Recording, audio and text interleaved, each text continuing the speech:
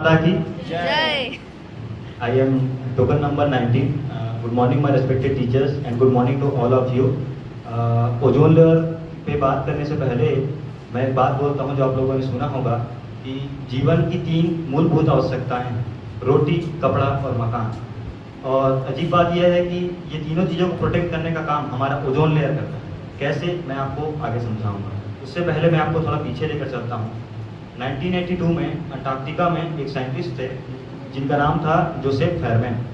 वो ozone layer पर experiment कर रहे थे कि कैसा है ओजोन लेयर। तो उन्होंने देखा कि ओजोन लेयर जो है वो 40% तक थिन हो गया है। तो उनको लगा कि मेरे इंस्ट्रूमेंट में कुछ दिक्कत होगी, नहीं तो नासा के इतने सारे सैटेलाइट्स घूम रहे हो तो बता ही देते। तो उनको लगा कुछ दिक्कत होगी तो वो वहाँ से चले गए। अगले साल वो फिर आए और नए मशीन के साथ चेक किया तो फिर पाया कि और ज़्यादा थिन हो गया। फिर उनको लगा कि इस जगह में ही कुछ दिक्कत है। फिर वो वहाँ से 1000 मील दूर गए, वहाँ से एक्सपेरिमेंट किया तो सेम रिजल्ट आया। फिर उनको लगा कि ये तो बहुत ही डेंजर सिचुएशन है। फिर उसके बाद वो नासा के पास गए और कहा कि इस पर अच्छे से रिसर्च कीजिए।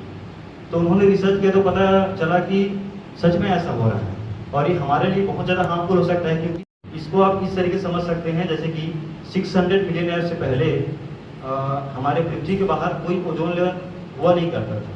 तो इस वजह से बाहर जीवन पनप नहीं पाया, सिर्फ समुद्र के अंदर ही पनप पाता था। उसके बाद जब ओजोन लेयर बना फिर धीरे धीरे करके इवोल्यूशन हुआ और जीव बनते गए। ठीक है, तो इसके बाद ये इश्यू थोड़ा बड़ा होता गया और उसके बाद यूएन ने बैठक किया और इस बात पर सोचा कि क्या किया जाए। तो पहले रिसर्च किया कि किस किस कारणों से हो रहा है। तो एक पता चला कि क्लोरोफ्लोरोकार्बन का उपयोग हम बहुत ज़्यादा कर रहे हैं, जो कि उस समय पर रेफ्रिजरेटर्स में, स्प्रे में, बहुत सारी चीज़ों में हम उसका उपयोग करते थे, जो कि ओजोन को बहुत ज़्यादा डैमेज करता था।